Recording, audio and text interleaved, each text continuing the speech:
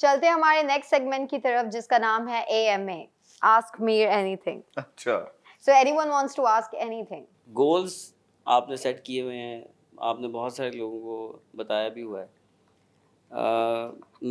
میرا سوال بیسکلی یقین کے حوالے سے ہے کہ واقعی آپ کو یقین آتا ہے کہ آپ یہ سب کر جائیں گے انشاءاللہ؟ آپ جو میرے 2030 کے گولز ہیں ان کی بات کر رہے ہیں؟ ہاں, وہ یقین آنا کہ کر جائیں گے یا نہیں کر جائیں گے, یہ بات اس سے کافی آگے نکل چکی ہے. یعنی یقین ہی ہوتا ہے کہ آپ کوشش جب سٹارٹ کرتے ہو تو کچھ سیٹ بیکس ہوتے ہیں, کئی دفعہ سکسیس بھی ہوتی ہے چھوٹی موٹی.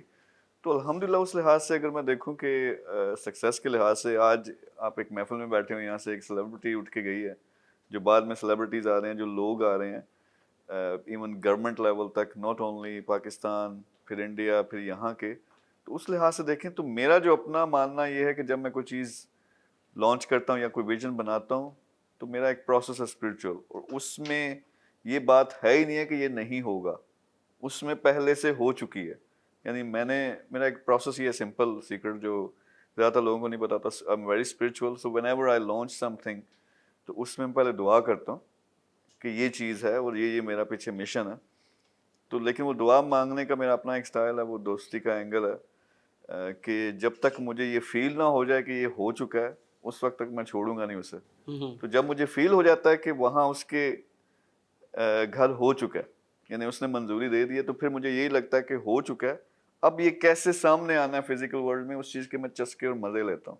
یعنی ایفرٹ تو کرنی ہے, لیکن بہت ساری چیزیں جو آپ کہتے ہیں یقین کیوں نہیں ہوتا, یار دنیا ایسی ہے اس میں اپرچونٹی نہیں ہے, یا دشمن بڑے ہیں, یا لوگ صحیح نہیں ہیں, تو یہ چیزیں مجھے فیل نہیں ہوتی.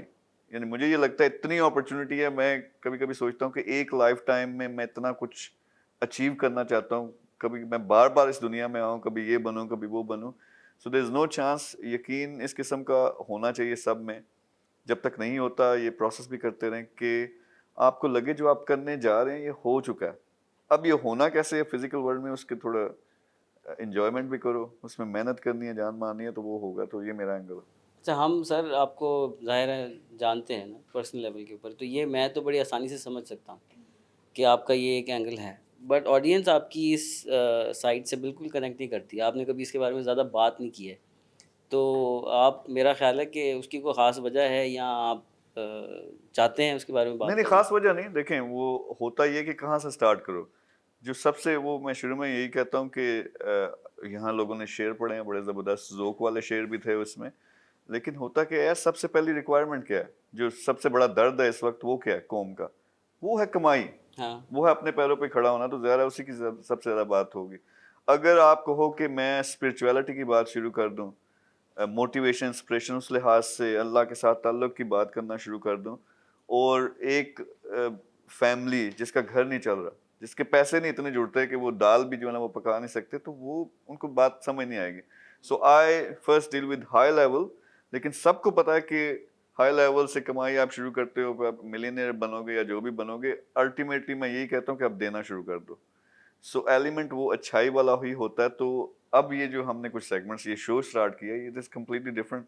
یعنی مجھے کسی نے کبھی گاتے ہوئے, جوک کرتے ہوئے, اس طرح کی چیزیں نہیں کرتے ہوئے سنا, لیکن اب وہ ایلیمنٹ بھی سامنے لے کے آ رہے ہیں. سو ٹائم کے ساتھ یہ ساری آہستہ آہستہ چیزیں ہوتی